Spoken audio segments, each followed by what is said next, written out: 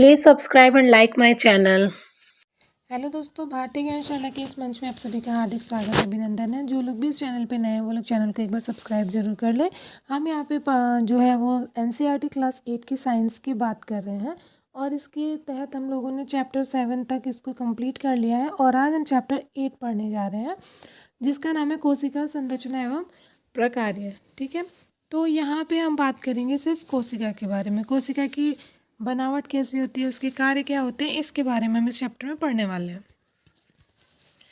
तो आज हम बात करेंगे सबसे पहले कोशिका की। किसे कोशिका कहते हैं?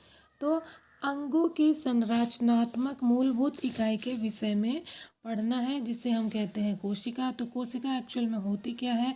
कोशिकाएं वो चीज़ होती हैं जो एक दूसरे से जुड़ के किसी भी सजीव के शरीर का निर्माण करती हैं। ठीक है, तो कोशिकाएं वो हैं जिसके बिना हमारे शरीर का निर्माण नहीं हो सकता, यानी कि किसी भी जो अंगों की जो संरचनात्मक मूलभूत इकाई है वो है कोशिका।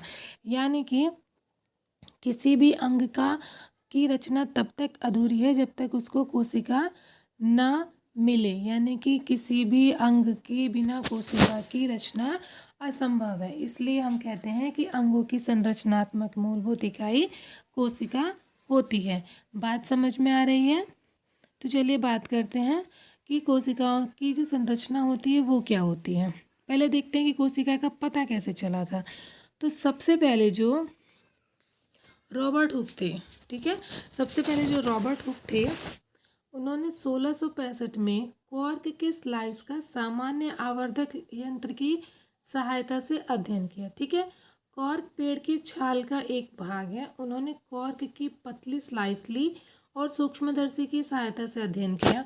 उन्होंने कॉर्क की स्लाइस में अनेक कोष्ठयुक्त अथवा विभाजित बक्से देखे, मधुमक्खी के छत्ते के समान। ठीक है, तो आपने देखा जो रॉबर्ट हुक थे उन्होंने देखा कि जो स्लाइस है उसमें छोटे छोटे बक्से जैसे दिखाई दे रहे हैं। ठीक है, तो उन्होंने प्रत्येक जो भी बक्सा था, जो छोटे छोटे जो कोष्ठ बने हुए थे, उन्होंने उसको कोशिका का नाम दे दिया। तो यहाँ से एक प्रश्न बन सकता है कि सबसे पहले कोशिका शब्द का प्रयोग किसने किया था?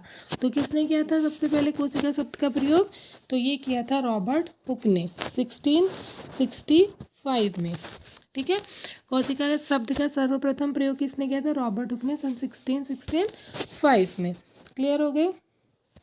यहाँ एक चीज़ ये भी है कि जो संरचनाएं इन्होंने देखी थी कोशिका जिसका नाम इन्होंने दिया था, एक्चुअल में वो क्या थी? मृत कोशिकाएं थी। तो आपसे प्रश्न बदल के भी पूछा जा सकता है, रॉबर्ट हुक द्वारा जो संरचनाएं कोशिका की देखी गई थी वो वास्तव में मृत जो है वो कोशिकाएं देखी गई थी।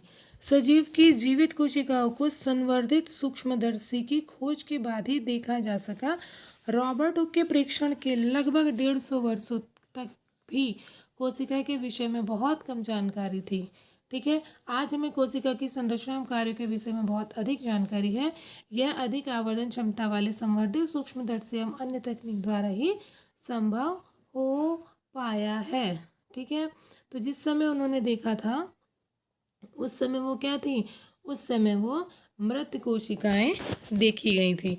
और जब बहुत अच्छी क्वालिटी की जो आपकी सूक्ष्मदर्शी का जो आविष्कार हुआ उसके बाद हम जो है वो असली जो सजीव कोशिकाएं थी उनको हम देख सकें। ठीक है, तो जैसे भवन के लिए ईंट वैसे ही सजीवों के लिए कोशिका मूलभूत संरचनात्मक इकाई होती है। ठीक है, आपने देखा होगा कि अलग अलग डिजाइन होते हैं, अलग अलग साइज होते हैं। उसी प्रकार जैसे ईंटों की डिजाइन अलग होते हैं, सभी जो सजीव जगत के जीव एक दूसरे से भिन्न होते हुए भी कोशिकाओं के बने होते हैं। यहाँ कहना ये चाह रहा है कि आपने घर तो सबके देखे हैं, किसी का कोई डिजाइन होता है, किसी का कोई डिजाइन होता है, बट वो बना कैसे होता है? ईंटों से ही होता है। तो उसी प्रकार अलग अलग रूप रंग और जो साइज वाले हमारे पौधे या जीव जंतु हैं, जो सजीव हैं, उनके अंदर वो किसी भी शेप साइज के हों उससे कोशिका पर कोई भी प्रभाव आपका नहीं पड़ने वाला है। ठीक है,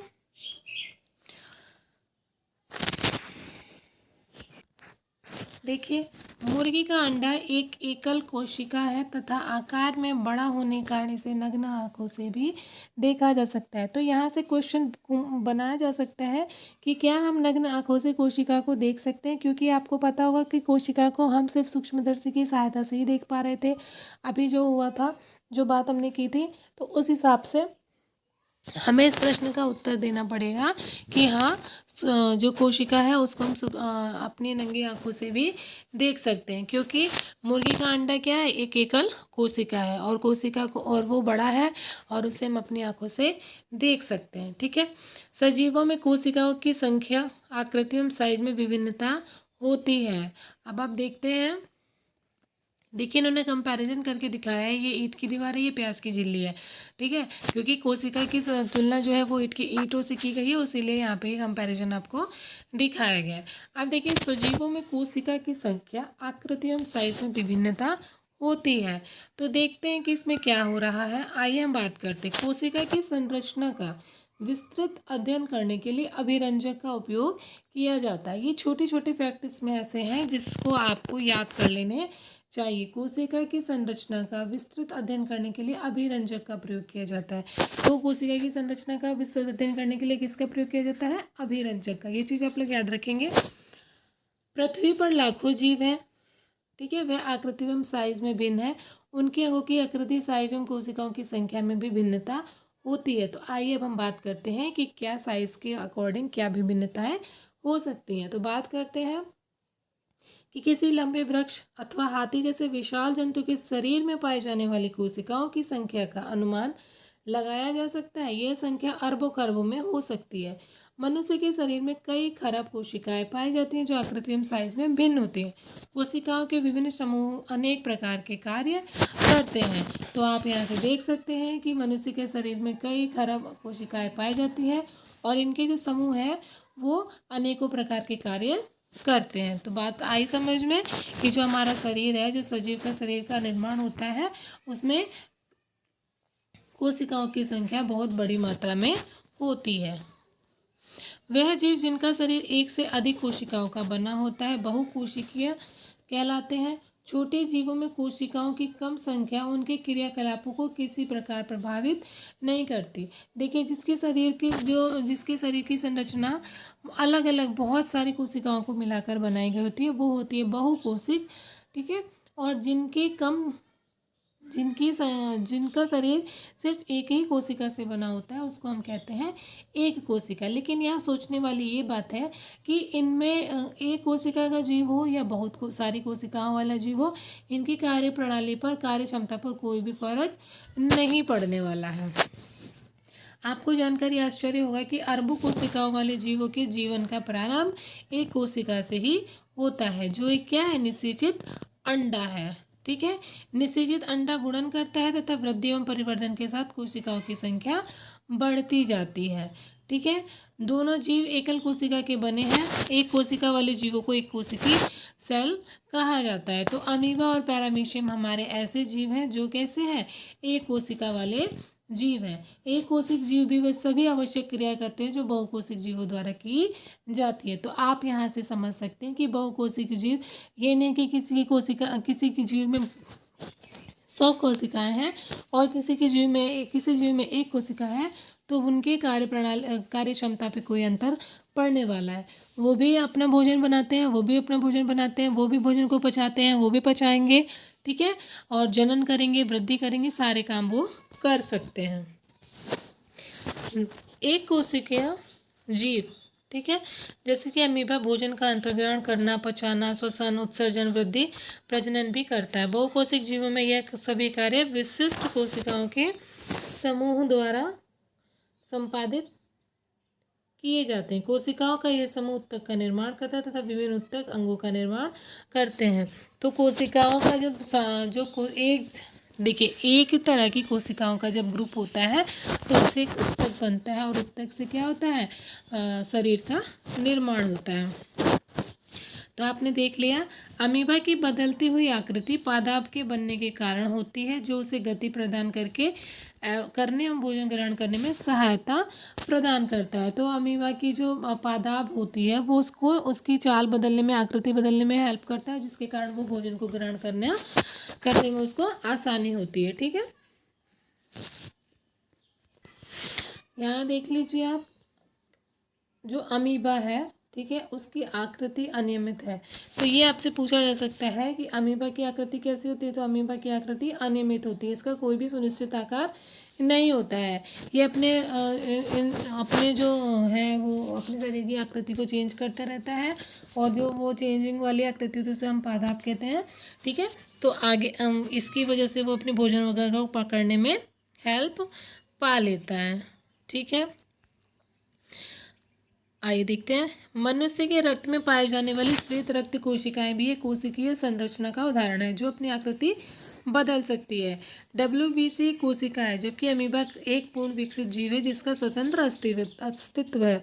तो आप लोग जान सकते हैं कि जो WBC है वो एक कोशिका है, वो उसका कोई संपूर्ण अस्तित्व नहीं है, जबकि अमीबा क्या है, एक जीव है जिसका निर्माण कोशिकाओं के द्वारा हुआ है और वो अपना एक स्वतंत्र अस्तित्व रखता है।